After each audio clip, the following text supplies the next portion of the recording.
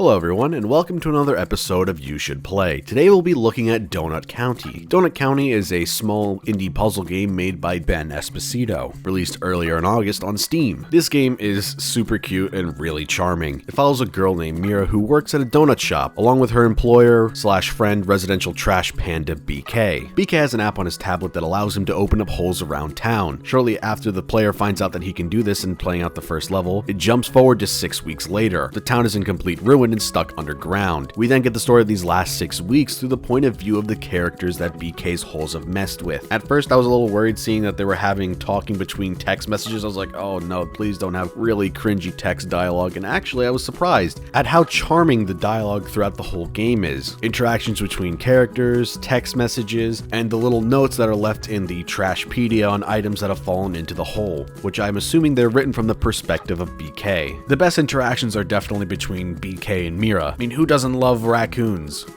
Aw, look how cute he is.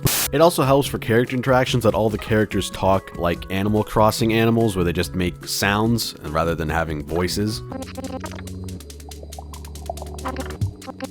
There's also regular animals in the game, even though all the cast, barring Mira, is an animal. I'm guessing it's just like Pokemon, where there's regular real-world fish along with Pokemon fish. The way the hole works in the game is each time you drop something into it, the hole expands a certain amount distance, making it so you could fit larger items into it. Only knowing that much about the game going into it, I wondered, would the game start feeling repetitive later levels in, if it's just each level I'm moving the hole around to fit things into it, to make it large enough to fit the bigger items to move on to the next level. I was pleasantly surprised with each level they added in new mechanics to the holes in order to spice up the gameplay. Nothing too complex or challenging, but still fun nonetheless. It also has some surprising turns that I wasn't expecting for its final level. The first thing that really drew me into this game before I knew anything about it was its art style. I love this low poly, minimalistic, flat design color scheme it's going for. I know we're starting to hit an oversaturation level with quote-unquote minimalistic hipster indie games, but I think this game pulls it off well. I also loved the music. This is one of the few games that I've actually bought the soundtrack to on Steam. I just really wanted to support these guys. Each level had its own catchy tune that played. My only complaint is during one of the levels, the music is playing through a radio, so once you have the radio fall into the hole, the music just stops, and that was my favorite track in the game. I wish it kind of just echoed through the hole. That would have been cool. Get it to a nice like reverb effect added to it. This is a rather short recommendation video because the game isn't really that long. I completed it in about an hour and 38 minutes, and I don't want to spoil the few surprises this game has in store for its players. I wish it was a little longer, or maybe had some extra challenge levels after it, but I thoroughly enjoyed my purchase, especially since I refunded the buggy piece of shit Agony unrated and used that money to buy this game, a game that I derived infinite amount more entertainment from playing. So for the end of this video, let's discuss the pricing of this game. You can buy this game on Steam for $12.99, and I think that's a fair price for what I got, but I could see someone who is more picky about the games they buy or the money they want to spend on games because they either don't like to just waste their money or they have a limited amount of expendable income. I would definitely recommend them to wait for a sale then. If you've watched any of my previous videos like the Hellblade video or the Kirby video, that I have no problem spending a little bit more money than I think the game is probably worth to have a lasting appeal and something that I could possibly go back to. I will always rather have a nice, compact, well-paced game than a bloated piece of shit to try to justify its price tag to people who are going to complain that it's not worth this much. If you do end up getting this game, I hope you enjoy it, and I'm excited to see what comes next from Ben Esposito if he decides to make any more games after this. Maybe in the future, hopefully they'll add in some challenge levels or something else to this, because I think what he's got here is something special. And apparently from in the credits, this game was inspired from an idea from Peter Molyneux. So I guess this is the best game that Peter Molyneux has his name tied to, and Jonathan Blow, maker of Braid and The Witness, helped fund this game, so maybe one day we get a cool collaboration game between these two. And as always, thank you guys for watching, and see you next time.